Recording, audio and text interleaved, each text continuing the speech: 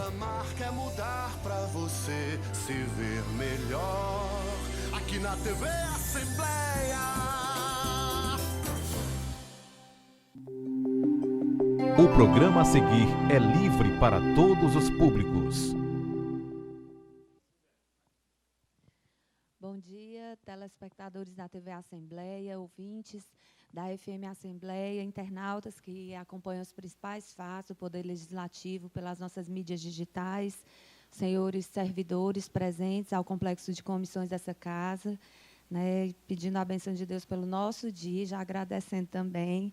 Nós iniciamos a nossa 10ª palestra aqui pela Comissão da Infância e Adolescência, neste ciclo de palestras, encerrando o nosso ciclo de palestras, e, nesse momento, nós vamos tratar sobre o cenário do câncer infanto-juvenil no nosso Estado, compreender um pouco mais sobre esse cenário.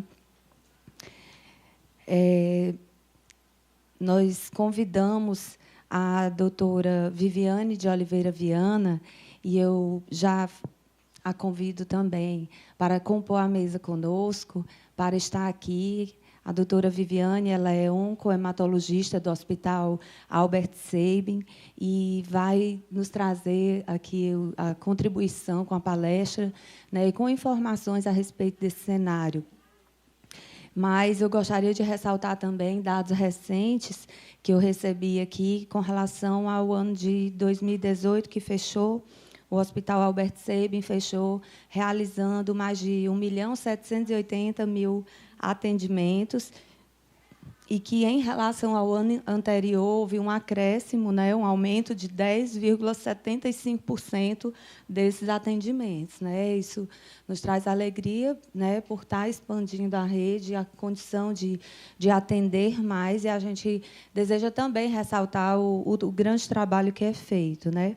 A doutora Viviane vai ministrar a palestra Cenário Infanto-Juvenil do Câncer no Estado do Ceará. E, além de dados sobre o tema, ela vai nos passar informações sobre os canais de atendimento, identificação de sintomas suspeitos, além de outras pontuações. Eu, coincidentemente, né, doutora, eu já tinha conhecido a doutora Viviane um pouco antes. Eu conheci um pouco essa realidade, conheci mais de perto, né, no final do ano passado. O meu filho mais velho, ele foi diagnosticado também, né, com um tipo de câncer. E eu posso dizer que é um momento assim que mexe um pouco com a nossa rotina de vida, mexe com a nossa estrutura, mas eu quero ressaltar da importância mesmo, né, do bom atendimento, dos profissionais qualificados, da família, né, ter todo, acho que, um desejo de que tudo se resolva bem. Eu acho que, acima de tudo, o amor que envolve a família nesse momento, os profissionais que trabalham, faz toda a diferença, né? Então, no caso do meu filho, graças a Deus, ele está bem, né? Ele está fazendo os acompanhamentos, mas nós acreditamos na cura dele. Já voltou a jogar bola, doutora, já voltou a estudar, e isso traz para a gente uma alegria, com certeza, muito grande. Mas a gente sabe que são vários casos, são várias situações, e alguns são mais difíceis de diagnosticar, não é? Que, realmente, algumas crianças apresentam uma questão de estar bem, como foi o caso do meu filho, né? Ele estava bem, brincando, fazendo tudo que ele gostava, não apresentando exatamente nenhum sintoma, né, que preocupasse, e quando começou a crescer um nódulo no pescoço, né, que é na região cervical. Depois eu aprendi, viu, doutora? E aí ele ficou lá de um certo tamanho, e, por um período, até chegou a reduzir, porque ele tomou o medicamento, mas depois, quando começou a crescer, foi muito rápido, de fato, né? Então, demonstrando que, em alguns casos, a doença, quando ela avança, às vezes é muito rápido. Mas, enfim, o nosso intuito é entender um pouco mais dessa compreensão, Eu tive aqui também informações sobre a questão do tratamento tardio, né, que ele diminui a chance de cura de 80%, que atualmente, né, o que se estima, aqui no Ceará, 70%, né, e ele diminui para 40% ou 50%, se for diagnosticado tardiamente, né, e que o hospital, junto com a Associação Peter Pan, eles formaram o Centro Pediátrico, né, do Câncer, a Secretaria de Saúde do Estado, isso, e a Associação Peter Pan formaram um programa de diagnóstico precoce também, não é, doutora? Que foi de 2009, de lá para cá, passou a capacitar os profissionais de saúde do interior do Estado, da região metropolitana, justamente no sentido de conseguir fazer o diagnóstico precoce, né? Então, quem entende bem do assunto é a doutora Viviane, e o nosso intuito é compreender realmente ainda quais os nossos desafios, né, na nossa rede, de possibilitar mais vida, né? Isso é que nos interessa, né? E acredito que a todos que estão envolvidos, né, com essas questões de trabalho. Então, que a gente quer compreender, e nós vamos passar a palavra agora para a doutora Viviane, né, que vai fazer a apresentação dela e vai ter a oportunidade da palestra.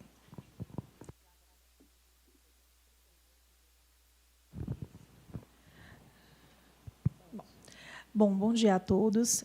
De antemão, eu gostaria de agradecer imensamente essa oportunidade de falar sobre o tema que é o que move a minha vida profissional e muito do que a gente tem estudado, do que a gente tem investido e do que a gente tem melhorado. Eu acho muito importante que a população, que a sociedade civil também fique ciente disso e que isso não fique restrito ao meio médico, porque realmente grandes avanços temos feito, mas ainda temos um longo caminho para percorrer. E uma coisa que você ressaltou, Érica, que me chamou a atenção na sua fala, é que realmente a gente imagina que uma criança com câncer ela está sempre muito doente, ela está sempre com aquele aspecto muito doente, e isso nem sempre é verdade. E, graças a Deus, hoje em dia, isso é cada vez menos verdade. Então, a gente quer isso, quer que as crianças cheguem em estadios precoces para que o tratamento seja feito de maneira a mais adequada possível e que a gente consiga alcançar a chance de cura, quer dizer, nós gostaríamos que a criança do Brasil tivesse a mesma chance de cura que qualquer criança de país de primeiro mundo tem, ou seja, um diagnóstico precoce, um tratamento efetivo e um segmento adequado. E o que nós desejamos hoje não é só curar, nós queremos devolver para a sociedade cidadãos funcionais, ativos, com capacidade laboral, com capacidade de formar famílias, com capacidade de ter um futuro pela frente. É isso que nós desejamos. Então, eu vou iniciar aqui. Como o objetivo desse momento foi um panorama geral, né, de como o câncer infanto-juvenil, qual a nossa situação no estado do Ceará, e eu sei que realmente a nossa população é uma população de pessoas que não são ligadas ao meio médico ou ao meio da saúde, eu tentei trazer informações que eu acho bastante relevantes para que toda a sociedade tenha ciência de qual é a nossa situação, do que nós podemos fazer para melhorar. Próximo, por favor. Para poder entender um pouquinho o nosso cenário, a gente precisa saber do que a gente está falando, né? Nós estamos falando de uma doença, que é o câncer infantil, mas que não é uma doença só. Na realidade, é uma doença que compreende um espectro muito grande de doenças malignas que tem um comportamento extremamente diferente, desde a idade de incidência, a raça, como é que é o local de origem. Diferentemente de você fazer uma campanha, por exemplo, para a prevenção de câncer de mama, você tem um foco. O câncer infantil é muito plural e a gente tem que adaptar as nossas intervenções relacionadas a isso, tá certo? Diferentemente dos tumores de adulto, em geral, a gente não tem um fator de risco identificável. Então, não é aquela campanha para parar de fumar, isso vai gerar menos câncer infantil. A gente tem alguns relatos de fatores ambientais gerando câncer na criança também, mas isso é muito menos relacionado, porque a gente sabe que a criança, na sua maioria, ela não teve o tempo de exposição. A gente sabe que a genética desse indivíduo talvez seja mais importante, obviamente associada aos fatores ambientais, para o desenvolvimento da doença.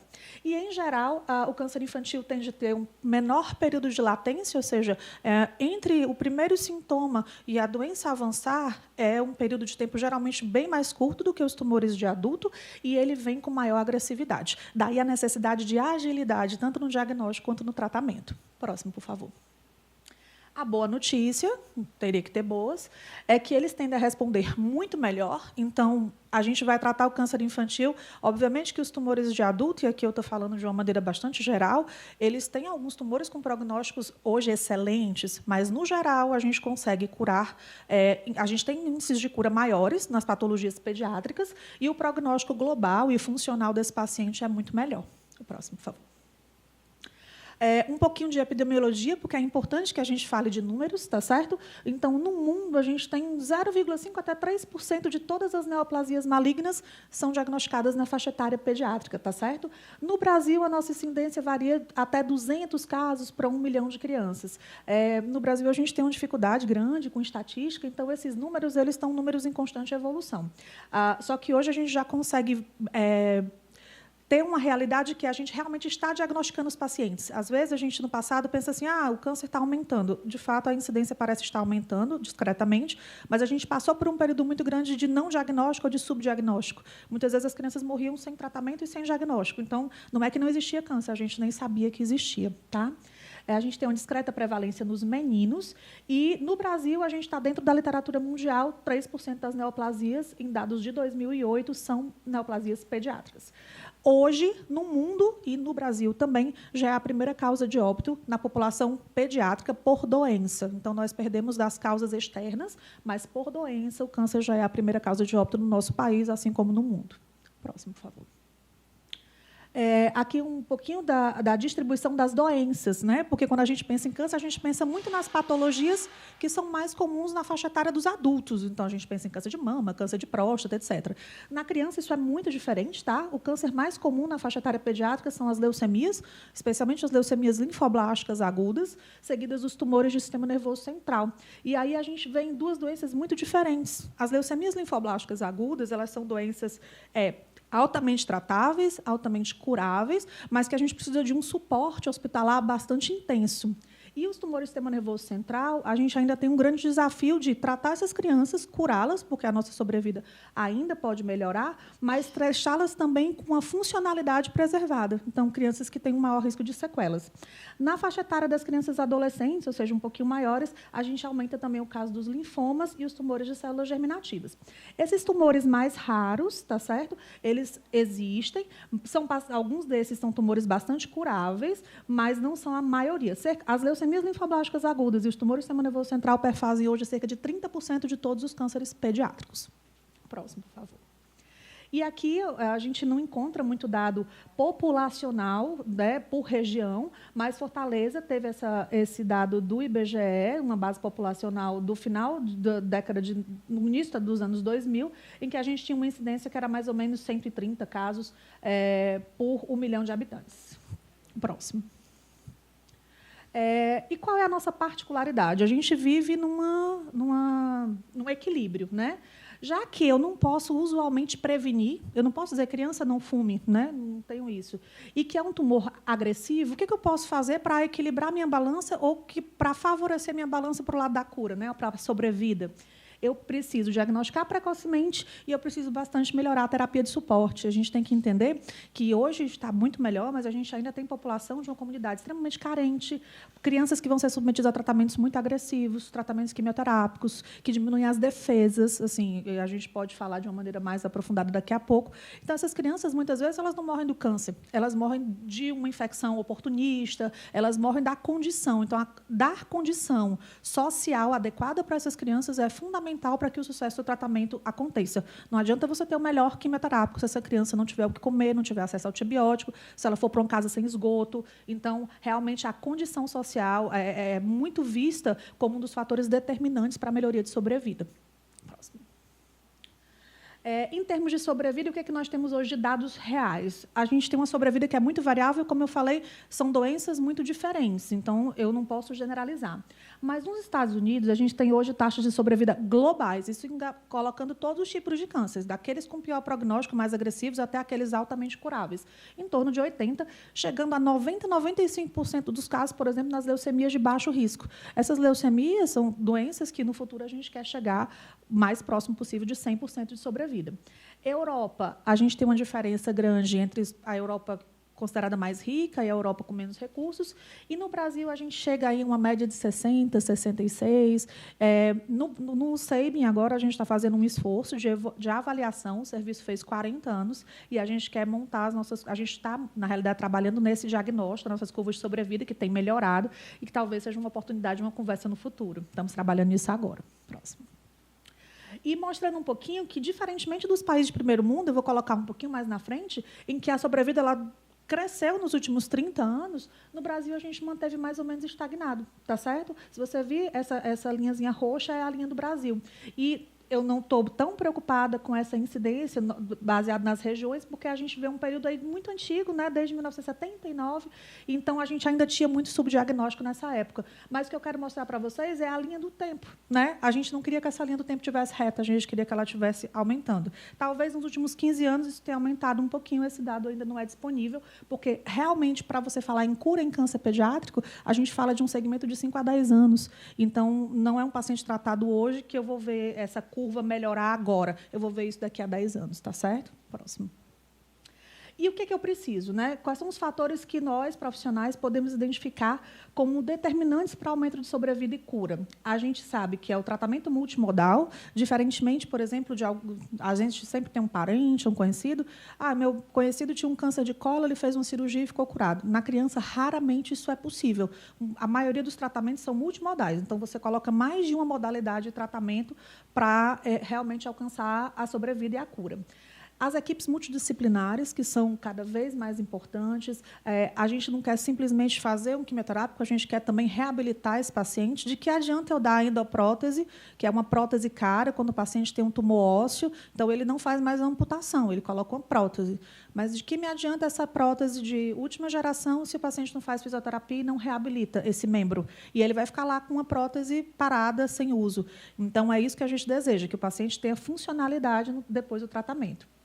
A formação de grupos cooperativos, isso é muito importante. Câncer pediátrico, como eu já mostrei para vocês, ele não é muito frequente. Então, não adianta eu falar para vocês da estatística pontual aqui do Ceará. A gente precisa se juntar e saber a experiência de cada um para a gente ter casuística e poder falar em mudanças e propostas terapêuticas. Suporte e controle de complicações. Então, o paciente portador de câncer pediátrico é um paciente que precisa ter uma porta de entrada, ele precisa ter acesso a uma emergência, ele precisa vaga de UTI com mais frequência, então isso precisa estar disponível para ele. E, obviamente, importantíssimo o diagnóstico precoce, porque quanto mais cedo esse paciente chega, provavelmente menos complicações ele vai ter, e até essas outras etapas elas vão ser solicitadas sempre, mas com menor rigor. Próximo. E aí é o que eu mostrei para vocês anteriormente, que a curva de sobrevida dos países de primeiro mundo, ela, de 1950 para cá, saiu de uma doença incurável para uma doença altamente curável. E a gente ainda continua, e o Brasil se inclui nisso, numa curva mais estagnada, e a gente quer, na realidade, diminuir essa diferença, na realidade. Hoje em dia, existe um conceito em oncologia pediátrica que eu acho fantástico, porque quando você fala em política pública, e, obviamente, quando a gente fala em políticas públicas, a gente tem que falar em populações, se você for imaginar o número de casos de câncer de mama, o número de casos de câncer de próstata é maior do que o número de casos de câncer pediátrico. Mas, se você considerar que uma criança venha a falecer de um câncer pediátrico e ela tinha uma expectativa de vida, por exemplo, em países de primeiro mundo que chega a 78 anos, 80 anos, a gente fala hoje de dias e anos de vida perdidos. Então, quando você coloca isso, o câncer pediátrico é a primeira causa de dias e anos de vida perdidos, porque você acaba tirando uma criança, né, ceifando a vida de um ser humano muito cedo, né? Hoje, obviamente, se você for falar de todas as patologias, infelizmente, HIV ainda é superior, só que na África, né? E a gente não quer se comparar com a África, a gente quer se comparar com realmente onde existe uma melhor condição. Próximo. E aqui, né, o que é que nós temos feito? E eu falo aqui, eu vou dizer para vocês que falo com muito orgulho, porque acho que nós temos avançado muito. Para que vocês entendam, o Hospital Infantil, a nossa estrutura de atendimento, né? O Hospital Infantil Alberto Seib é um hospital terciário, vinculado à Secretaria de Saúde do Estado do Ceará, é um hospital totalmente, exclusivamente, que atende SUS. Tá? O público-alvo são crianças e adolescentes de 0 a 18 anos incompletos. Nós temos, no total, 350 leitos de pediatria geral, distribuídos em 28 especialidades médicas. E nós contamos com unidade de emergência, centro cirúrgico e terapia intensiva, que são também utilizados em comum com os pacientes da oncologia. Os pacientes da oncologia utilizam a estrutura geral do Hospital Infantil Alberto Seib. Próximo. Esse é uma partezinha do hospital, na realidade, o hospital é maior do que isso. Nós atravessamos a rua e chegamos próximo ao Centro Pediátrico do Câncer. Esse é onde hoje está situado todo o arsenal para a terapia do câncer infanto-juvenil da criança, da maior parte da população pediátrica com câncer no estado do Ceará. Essa estrutura física ela foi toda cedida. Ela foi cedida para uso pela Associação Peter Pan, ela foi toda construída e erguida pela iniciativa de doações, então é muito bonito ver o que a doação e o amor ao próximo pode fazer. Realmente foi isso que foi gerado, e a gente tem hoje uma estrutura que realmente se compara física de ponta, realmente se compara a outras, aos grandes centros do país. Próximo. E como é que nós estamos? Então, o Centro Pediátrico do Câncer é um anexo do Hospital Infantil Alberto Seib, a gente atravessa uma rua. Nós temos um total hoje de 95 leitos, 14 deles recém-inaugurados, nós tínhamos uma grande necessidade, e a gente distribui da seguinte maneira, são 48 leitos de internamento, 7 leitos de UTI só para pacientes oncológicos, 24 leitos de quimioterapia, ou seja, os pacientes que precisam vir fazer a quimioterapia, eles precisam ter onde ficar, e precisa que seja confortável, e precisa ter também todo um suporte de enfermagem, então a gente considera isso um leito, embora nem sempre eles fiquem no hospital. E o hospital dia são aqueles pacientes que precisam vir tomar um antibiótico, fazer uma transfusão de sangue, serem avaliados. Então, realmente, a nossa estrutura hoje é um motivo de grande orgulho para o nosso serviço. Lembrando que a estrutura física foi doada, eu vou mostrar para vocês, mas todos os insumos, todos os profissionais. Então, essa máquina anda tudo exclusivamente com recurso do SUS do governo do Estado do Ceará. Tá? Próximo. Então, esses são os nossos padrões, são todos diferentes. Pode colocar o próximo, as nossas enfermarias, próximo. Né? A gente tenta fazer tudo acessível, próximo. E vocês vejam que é um ambiente alegre, né? Não é um ambiente triste, a gente tenta trazer isso para as crianças. Isso aqui é o nosso setor de hospital dia, UTI. Volta só o anterior, por gentileza. Então, geralmente, as crianças, né, fazem quimioterapias mais rápidas, eles tomam essa medicação, e porque aqui a gente não está conseguindo mostrar tudo, mas nessa brincadeira tem palhaços, tem atividades lúdicas, eles passam, na realidade, um dia muito entretidos. Fica até o oposto. As famílias querem ir para o hospital, as crianças querem ir para o hospital e a mãe não aguenta mais, mas eles querem ir para o hospital porque sempre tem uma festa, uma brincadeira, alguma atividade para passar o dia. Aí a nossa unidade de terapia intensiva, de excelente estrutura física, próximo. E as nossas consultas ambulatoriais, hoje em dia a gente já conseguiu várias subespecialidades dentro do hospital para dar suporte a esses pacientes. São pacientes que precisam mesmo de uma interação, tanto de subespecialidades médicas quanto da equipe multidisciplinar. Próximo. E, para que vocês tenham noção, só dos pacientes já diagnosticados. Então, eu tenho hoje em torno de 1.600 atendimentos mês só nos pacientes que têm câncer no Hospital Infantil Alberto Seib. Então, assim, não estou falando dos pacientes que têm suspeita, não estou falando dos pacientes que já ficaram curados, é só dos pacientes que vão para a quimioterapia para dar seguimento ao seu tratamento, tá certo? E eu gostaria muito de falar um pouquinho sobre o ambulatório de diagnóstico precoce do câncer, que a gente já atende também uma média de 160 pacientes mês. O que tem acontecido?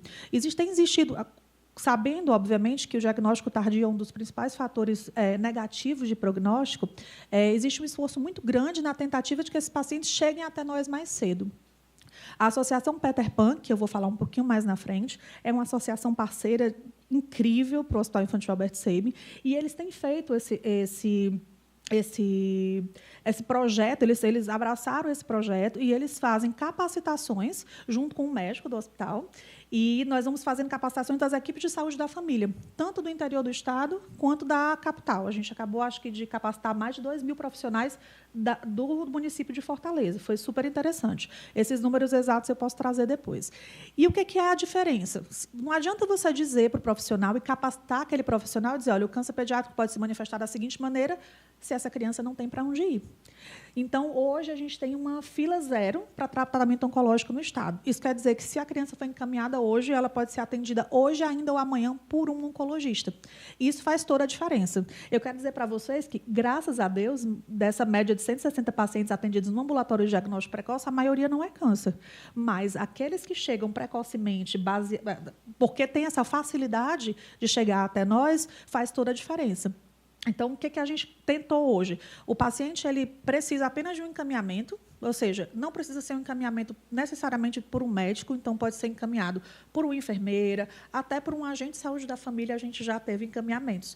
Então, a gente faz uma triagem, e se esse paciente realmente for uma suspeita, obviamente que a triagem muitas vezes é feita por um médico, ele vai passar em consulta no mesmo dia ou no dia seguinte. Então, isso faz toda a diferença, porque não adianta você capacitar as pessoas reconhecerem os sinais precoces, você colocá-la numa fila, uma fila anônima, que você não sabe como anda, e demorar meses para chegar. Então, graças a Deus, e isso é uma informação, esse mecanismo de encaminhamento que está absolutamente disseminado. A gente tem conseguido que chegue realmente de todos os cantos do estado.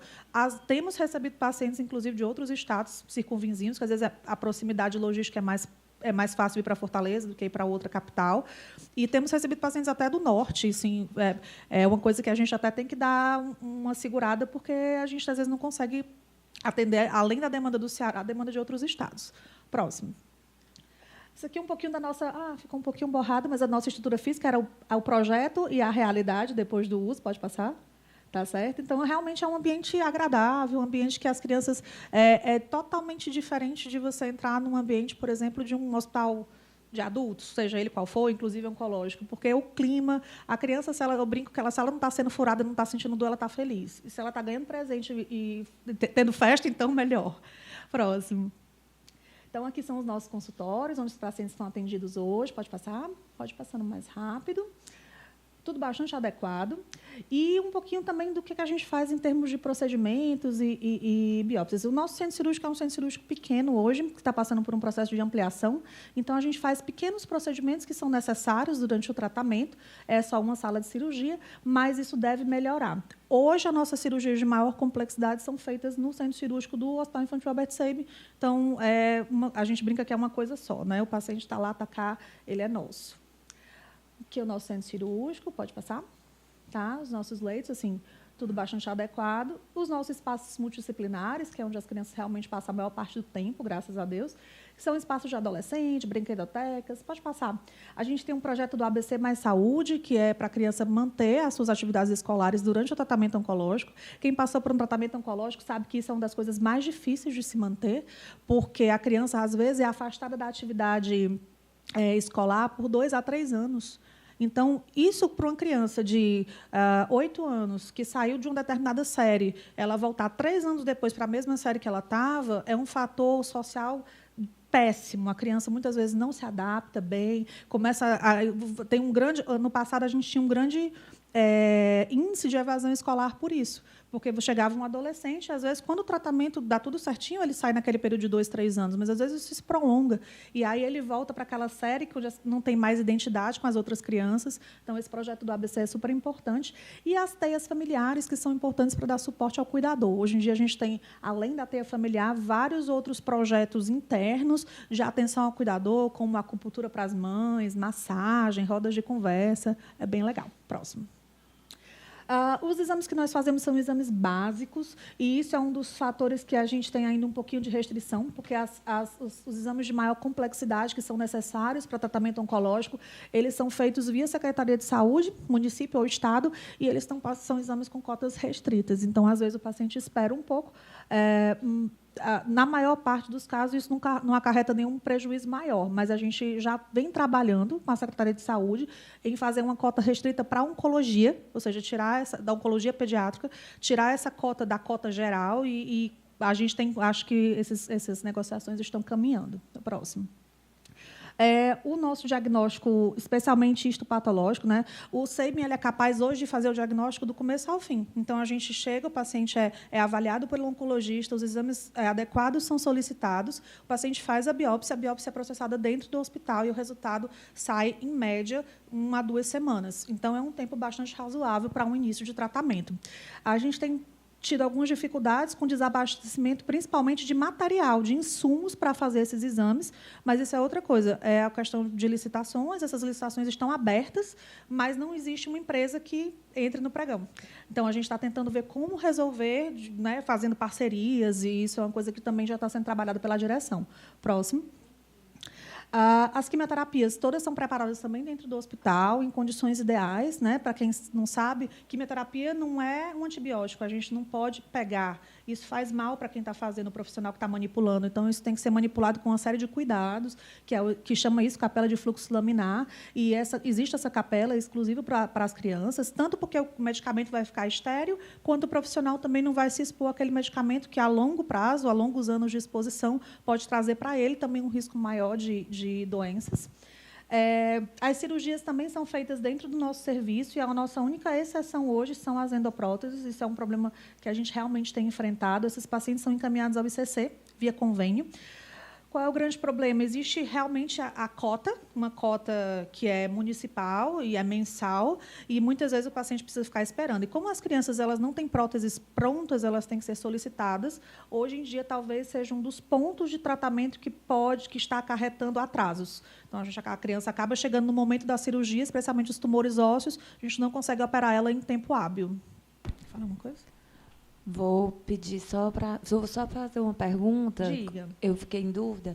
No caso das próteses, existe algum tipo...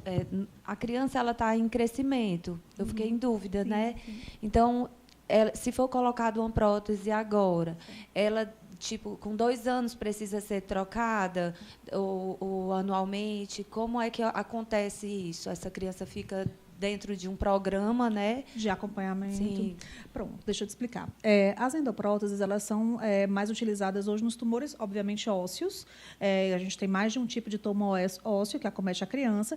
E, a maioria das vezes, hoje, a nosso objetivo é a preservação do membro. Então, daí a necessidade da gente ter as endopróteses disponíveis. Quando essa conservação do membro é possível, o tipo de endoprótese vai ser decidido pelo ortopedista. Então, por exemplo, dependendo do local, e se pega alguma articulação ou não, tá certo? Pode ser que essa endoprótese seja a definitiva, dependendo também da idade do paciente. De repente, se é um paciente já de 14 anos, é diferente de uma criança de 6, 7 anos, mas pode ser que ele precise fazer a troca, né? Fazer a troca da endoprótese no futuro. Na maioria das vezes, a gente tenta que isso não aconteça. Tenta fazer hoje em dia existem endopróteses expansíveis também, da própria endoprótese, depois, no futuro, o ortopedista pode expandi-la. Então, a tecnologia tem avançado nesse sentido. Na maioria dos casos, o que a gente vê é que essa necessidade de troca ela é rara, porque, devido ao planejamento cirúrgico bem feito do ortopedista, hoje em dia é bem raro você necessitar fazer, mas, quando é necessário, não é tanto problema, porque a criança pode fazer isso eletivamente, pode aguardar. Talvez a nossa grande dificuldade hoje seja fazer a endoprótese no momento certo em que a criança tem que fazer, porque a oncologia pediátrica a gente é um pouco cri-cri com essa história de tempos. A gente precisa fazer a quimioterapia no tempo certo, precisa fazer as cirurgias no tempo certo, porque isso, sim, modifica o prognóstico da criança. Por exemplo, se uma criança com osteosarcoma precisa ser operada com 3 meses do início do tratamento, se ela é operada com 5 meses, a chance de cura dela cai dramaticamente, porque você deixou aquele tumor lá, que você sabe que é um tumor que a quimioterapia sozinha não vai conseguir matar. Então, você precisa fazer a cirurgia como um adjuvante, aquela história do que você precisa de mais de uma modalidade de tratamento. E, se você deixa aquele tumor lá, existe um risco maior dessa doença disseminar. Em relação à questão da endoprótese, também tem a questão de que, como a criança, dependendo do tamanho, você precisa solicitar. Então, o ideal seria realmente que existisse um estoque e que o Albert Sabin, a gente já solicitou, fosse conveniado para fazer, porque hoje nós temos estrutura física e nós temos profissionais habilitados para fazer a cirurgia no hospital. Mas é uma questão apenas de... Acho que o Sabin ele ainda não é uma UNACOM, que é o tipo de registro no Ministério da Saúde, e nós precisamos desse registro para poder habilitar o centro para fazer dentro do hospital. O que seria ótimo também para os adultos, porque você acaba tirando uma demanda do Instituto do Câncer, que vai abrir vaga também para os adultos. É uma das coisas que a gente tem trabalhado bastante nos últimos meses. Radioterapia também não é feita dentro do hospital, mas é feita via convênio, com 2 serviços aqui dentro da Secretaria de Saúde, e isso é uma coisa que tem funcionado muito bem. E transplante é um grande problema, porque a gente tem cada vez mais indicações de transplante de medula óssea, principalmente, nas leucemias. Se vocês lembram, a principal causa a primeira causa de doença, né, de câncer na infância. Então, a gente tem tido mais indicações. No entanto, existe uma fila única no Brasil e a gente precisa mandar esses pacientes, a maioria deles, para outros estados. Hoje em dia, o Hospital das Clínicas ele já é capaz de receber os pacientes adolescentes, mas, como é um serviço também voltado para o público adulto, ele precisa que o paciente tenha uma certa idade, um certo peso, para que os colegas fiquem confortáveis em recebê-lo. A maioria dos nossos pacientes são realmente encaminhados para outros estados. Próximo. Só para que vocês tenham noção, né, quantos médicos nós somos 16 oncologistas. Infelizmente, a gente não tem regime de dedicação exclusiva no serviço, que seria muito bom. Temos residência médica, o próximo. E temos uma equipe de enfermagem que, hoje, é toda composta por enfermeiras com especialização em oncologia. A tristeza é que a nossa equipe multiprofissional é enxuta, mas valente. Eles fazem um esforço grande. A gente tem 3 psicólogos, 2 farmacêuticos, 2 fisioterapeutas só na unidade de internamento e 1 terapeuta ocupacional. Então, essa questão da reabilitação, os pacientes são encaminhados para a rede. E a gente sabe que o acesso é difícil, às vezes demorado, especialmente se você imagina que é um paciente que precisa fazer uma fisioterapia, ok, mas um paciente que precisa ficar fazendo quimioterapia, precisa ir para o hospital 2, 3 vezes por semana e ainda precisa procurar uma fisioterapia no posto, isso é uma coisa que tem impactado negativamente nessa questão da reabilitação. Próximo. Aqui eu tenho mostrado para vocês um pouquinho da nossa número de casos novos que o hospital recebe. Notem que esse é o número de casos novos, ou seja, a gente tem uma entrada de cerca de 200 pacientes a 250 pacientes ano, tá certo? Uma média de 200 nos últimos 5 anos. Mas isso não é o número de pacientes tratados, porque esses pacientes eles ficam de 2 a 3 anos dentro do hospital em tratamento. Então, a gente tem uma média hoje de 640 pacientes em tratamento ativo no serviço. Próximo. E a nossa distribuição de tumores, né, por patologia, que basicamente respeita o que a literatura mundial tem colocado. Próximo. Uma coisa que eu não posso deixar de falar, que é o apoio do terceiro setor. A gente sabe que é muito difícil, hoje em dia, nas grandes instituições, o tratamento de câncer é apenas pelo setor público. Então, o terceiro setor vem ajudando a Associação Peter Pan, que é uma grande parceira, inclusive foi eleita a melhor ONG do Brasil esse ano, né? Foi um motivo de muito orgulho. Então, o que a associação tem feito que tem melhorado drasticamente a qualidade de vida das crianças?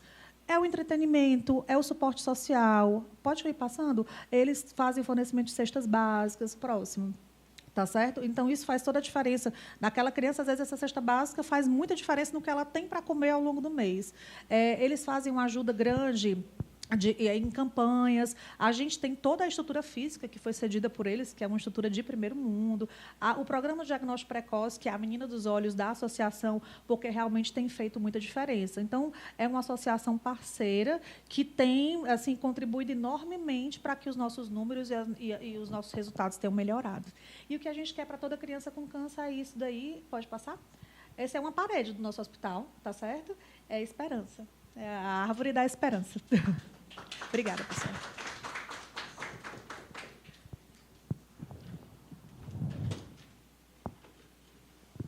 Obrigada, doutora Viviane. Agradecer, parabenizar pelo trabalho. Assim, é super importante a gente perceber com mais detalhes, né, sobre o assunto, entender um pouco melhor também, dar essa compreensão. A nossa comissão visitou o Peter Pan, inclusive agora em outubro. Né? Foi um momento assim, realmente de constatar mais de perto essa excelência, o amor que existe ali envolvido com todos, né, que trabalham. Inclusive, a Olga esteve aqui conosco também, apresentando, né, o os trabalhos lá do Peter Pan, da associação, e ainda também alguns desafios que eles têm. Mas, assim, colocando, né, essa questão de que qual o trabalho que é prestado, de que forma as pessoas também, né, as empresas, as pessoas podem ser parceiras, né, inclusive alguns deputados eu destinei através das nossas emendas também recursos para ajudar. E eu acredito que isso é importante. De uma forma geral, a gente percebe muitas pessoas que acabam se envolvendo. E é como você disse, né, o prédio, se você olha uma estrutura e conhece de perto, né, as instalações, tudo com material realmente com bom acabamento, com boas instalações, e que isso foi doado. Isso foi doado, foi realmente o ajuntar de mãos, né, dar as mãos à sociedade, com empresários, e que fez toda a diferença. Durante a sua palestra, doutora, foi importante você colocar a questão da situação de risco que as crianças que estão fazendo o tratamento, elas sofrem. Muitas crianças, de fato, estão tendo um bom tratamento, porém, a situação do seu contexto social interfere, né, muito fortemente na questão da condição de cura, da condição de estar bem e de conseguir. Então, assim, o governo do Estado, por exemplo, nós vamos agora votar a LOA, né? Então, o orçamento do governo do Estado, e que está prevista ampliação, por exemplo, da rede de saneamento básico, né? da questão da ampliação de abastecimento de água, de saneamento básico em todo o Estado do Ceará. E isso é muito importante mesmo, porque vai interferir diretamente na saúde do dia a dia, mas, nesses casos aí, pode ser determinante até, né? Sim. É uma coisa importantíssima, porque nós, profissionais médicos, no atendimento diário, nós sentimos essas dificuldades. Por exemplo, todos os pacientes com diagnóstico com câncer, eles têm o direito ao auxílio-doença. Muitas vezes, o que acontece? As famílias, como a rotina da família muda muito, e dependendo da estrutura da família, o pai ou a mãe, inclusive, perde emprego, deixa de trabalhar para acompanhar esse paciente. Às vezes, também já não tinha, já estava numa situação de vulnerabilidade. E essa renda acaba sendo a renda da família. E o que era para ser uma ajuda para o tratamento acaba sendo o único meio de vida daquela família. E o que acontece com isso?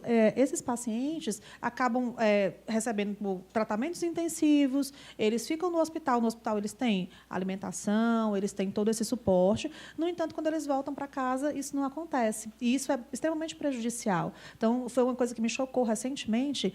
Acho que ano passado, a gente teve um período de uma chuva mais forte, etc., e eu vi a foto de um pai tirando um paciente com câncer, carequinha, de uma inundação. Ele estava no meio daquela situação de extremo risco. E aquele paciente, eu sabia, tinha feito quimioterapia há pouco tempo. A gente hoje tem as casas de apoio, que também são extremamente importantes, especialmente para quem mora no interior. Mas, dos pacientes de Fortaleza, essa questão da questão do saneamento é super importante, porque eles voltam para as suas comunidades. Então, a gente já teve de tudo, pacientes que não conseguiram chegar até a consulta porque o chefe do tráfico não permitiu, a gente já teve pacientes que enfim, não podiam atravessar até o hospital mais próximo, porque era uma questão de segurança, realmente, de briga de facções. Então, isso é uma coisa que a gente, no dia a dia, vai enfrentando. Eu digo que a gente é um médico, é um pouquinho assistente social, um pouquinho psicólogo. Doutora, mas eu não posso fazer isso porque, realmente, o dinheiro que eu tinha, às vezes eu não tenho dinheiro para comprar uma medicação super simples, mas é porque, realmente, é o dinheiro da família comer. Então, a gente tem tentado minimizar isso com os programas sociais que acontecem dentro do hospital, mas a gente sabe que isso é um grãozinho, é a pontinha do que a gente pode ainda fazer em termos de estrutura. Verdade. Uma outra, assim, questão também relacionada a isso, né, com relação à boa alimentação da criança. No período que a criança está internada, eu vou falar assim pela minha experiência com meu filho. Muitas crianças acabam não conseguindo se alimentar bem durante a quimioterapia, durante o período de internação, né? Então, eles estão ali, mas, às vezes, ficam muito enjoados. Algumas quimio têm uma questão de dar mais reações, né, de náuseas e na criança, mas, geralmente, elas derrubam muito a imunidade, algumas mais, outras menos, mas elas derrubam a defesa. E o período que elas vão para casa é o período primordial para que restabeleça, né, essa questão da saúde da criança. Então, é importante mesmo essa condição de uma boa alimentação quando eles voltam para casa, né, e de um ambiente mais saudável, mais salubre, justamente para evitar uma intercorrência, né, que é quando a criança acaba tendo uma infecção. E um detalhe, na época que eu iniciei o tratamento com meu filho, na segundo bloco de químio dele, ele teve vômito e teve diarreia. E os médicos já tinham orientado que tinha que, no primeiro, teve um sintoma, vômito ou diarreia, tem que imediatamente procurar o médico.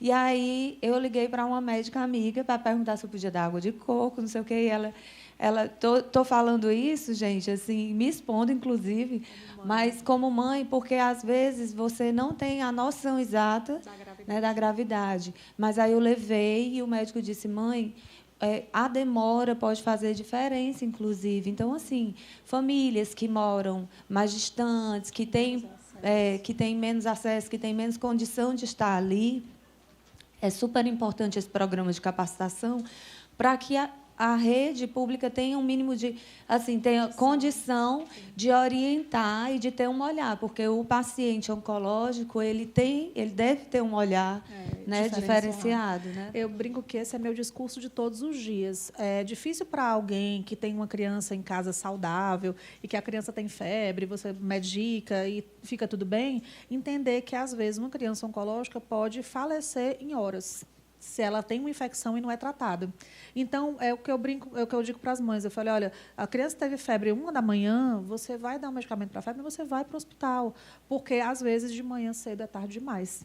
E isso é uma coisa difícil para até para pessoas que têm um maior nível de escolaridade entender, para aquelas populações, para aquelas pessoas muito humildes, é difícil realizar que uma coisa pode evoluir de uma maneira tão rápida, mas pode acontecer. Pode ser uma questão de horas, realmente. E o acesso, por isso que eu digo, o acesso ao serviço de saúde é super importante, porque se ele está em casa, mas ele não tem condição de ir para o hospital mais próximo, ou mesmo para o Albert Sabin, que é onde a gente faz a referência, a gente sempre diz, se você não tem condição do seu domicílio de ir ao hospital, fique na casa de apoio, porque aí a gente tem condição de, a qualquer hora do dia ou da noite, levar o paciente para o hospital, se necessário.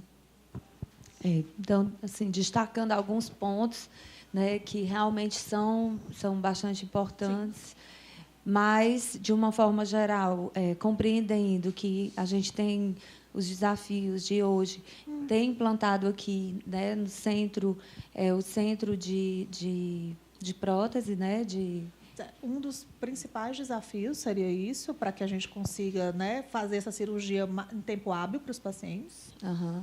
E também a doutora citou um outro tipo de... eu acho que a gente, hoje, assim, o que eu poderia pontuar, né, de dificuldades? Eu acho que a questão do acesso aos exames diagnósticos, que a gente precisa ampliar, nossa rede é razoável, mas a gente precisa melhorar. Isso quando eu digo exames diagnósticos, desde exames de imagem até exames histopatológicos, né? Capacitar, deixar o hospital mais forte para que ele consiga realmente suprir essa demanda, que tem sido cada vez maior. Do ponto de vista de terapia, talvez o nosso principal dificuldade seja a questão das endopróteses hoje e dos transplantes de medula, porque existe uma fila no país e essa fila é nacional, ela é única e realmente é uma das dificuldades. E uma das coisas que eu gostaria de pontuar é que a medicina ela tem evoluído de uma maneira muito rápida. E, hoje em dia, vem surgindo medicações novas, são drogas-alvo, que eu acho que são drogas que é o futuro da medicina, quer dizer, não fazer quimioterapia com tantos efeitos colaterais, mas fazer quimioterapias mais voltadas para cada tipo de doença. Isso é o futuro da medicina, mas isso é uma coisa ainda não tão acessível no SUS. A gente precisa também ampliar essa rede de acesso a medicações, Porque nós, como profissionais médicos, nós sabemos que ela existe e é importante que a população, hoje em dia, também, com a internet, eles estão cada vez mais antenados. Então, a gente precisa fornecer para esse paciente do SUS, tentar deixar o tratamento deles o mais próximo possível do que seria o ideal, né, para um paciente, qualquer paciente com câncer. E a questão também de ampliar ainda mais o diagnóstico precoce, que eu acho que já está muito bem consolidado, mas que a gente cada vez mais tenta deixar. A gente sabe que essas equipes de saúde da família, elas se renovam, e então é um trabalho que nunca acaba. Você faz a capacitação e daqui a alguns anos você precisa realmente refazê-la, porque houve uma renovação de equipe e a gente quer deixar essas pessoas sempre capacitadas. Doutora, agora, só para finalizar, assim, com relação à alimentação saudável da criança, né? No caso, a gente sabe que hoje a criança que está... a gente tem hoje muito acessível os embutidos, enlatados, industrializados, e que tudo isso a gente sabe que faz mal à saúde, né? Os refrigerantes e tudo mais. Mas, assim, a gente tem alguma pesquisa, algum estudo que mensure o potencial de risco, vamos dizer assim, de uma criança que está desde a primeira infância, né? Desde de bem pequeno, exposto a uma alimentação, vamos dizer assim, de alto, com grande número de industrializados e conservantes e tudo, se essa criança tem uma probabilidade X% maior de desenvolver, e, no caso, se ela não tiver, se ela tem reduzido, ou se ela pode evitar, inclusive, algum tipo de câncer. Tem alguma pesquisa nesse sentido?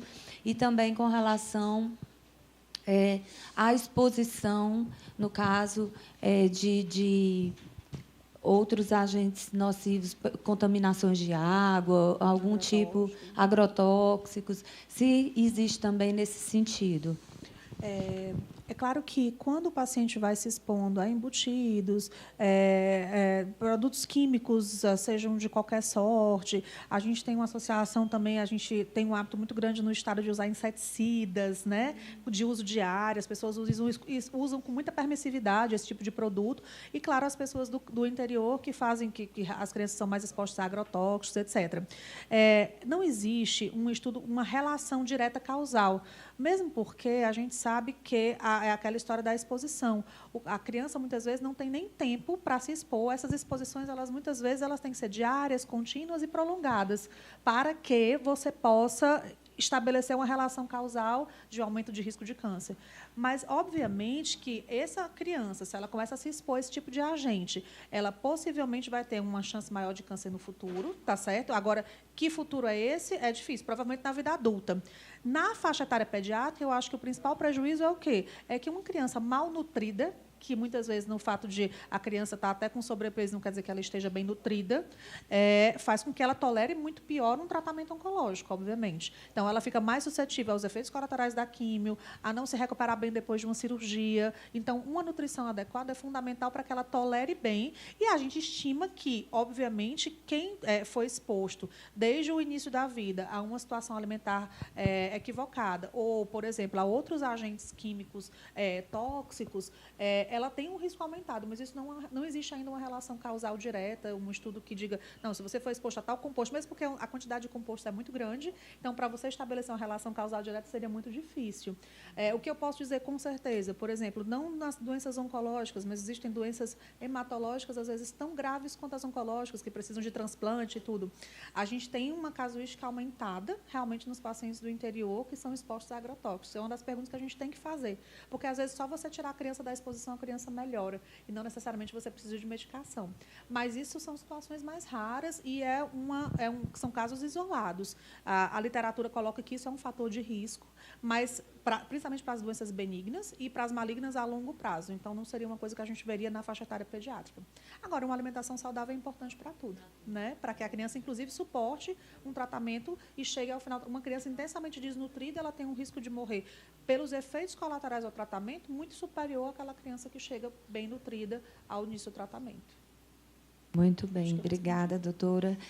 Bem, de uma forma geral, acho que foi bastante rico o momento, a gente pôde compreender, ter bastante informação, né, e saber também aí dos nossos desafios com relação aos avanços, né, da nossa rede de saúde pública, mas a gente fica feliz, né, por estar caminhando e estar trazendo, né, melhorias e no acesso, e a gente espera que se expanda, a gente acredita, né, dentro do novo programa do governo também, do governo de saúde do Estado, né, de estar descentralizando, que a gente espera que o acesso aos serviços especializados e de alta complexidade sejam para todos e cheguem com mais facilidade também, né, para as macro-regiões interior do nosso Estado.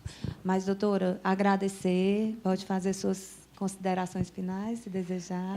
Eu gostaria de agradecer imensamente, dizer que foi um prazer revê-la e ver o esforço que existe na sociedade civil de realmente abordar esse tema. É um tema que muitas vezes é esquecido.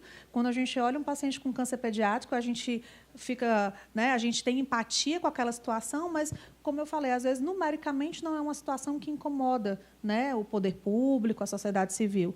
Mas eu espero que eu tenha colocado um pouquinho a importância da gente debater esse tema e dizer que é uma empreitada difícil. Então, a gente precisa de muitos braços e muitas pessoas realmente imbuídas desse espírito de luta, porque nós desejamos, se Deus quiser, daqui a 5, 10 anos, dizer que a nossa realidade está ainda melhor e que as nossas taxas de sobrevida estão equiparáveis. O que eu desejo realmente é que, não porque uma criança nasceu no interior do estado do Ceará, ela tenha menos chance de cura do que uma criança que nasceu em São Paulo ou que ela nasceu nos Estados Unidos. Então, eu quero que ela tenha a mesma. Essa é a minha briga de vida, assim, é meu objetivo de luta. Amém. Deus abençoe, né, todos vocês e que possibilite isso, sim, né? Estamos aqui também nos colocamos à disposição para contribuir, doutora, porque lutar, né, por essa questão de equidade mesmo social é um dever de todos nós e deve ser a nossa luta diária mesmo. Então, parabéns, obrigada por sua participação, parabéns, né, em extensão a todos que fazem esse importante serviço. Muito obrigada e assim encerramos a nossa palestra de hoje. Nossa marca é mudar pra você se ver melhor. Aqui na TV Assembleia.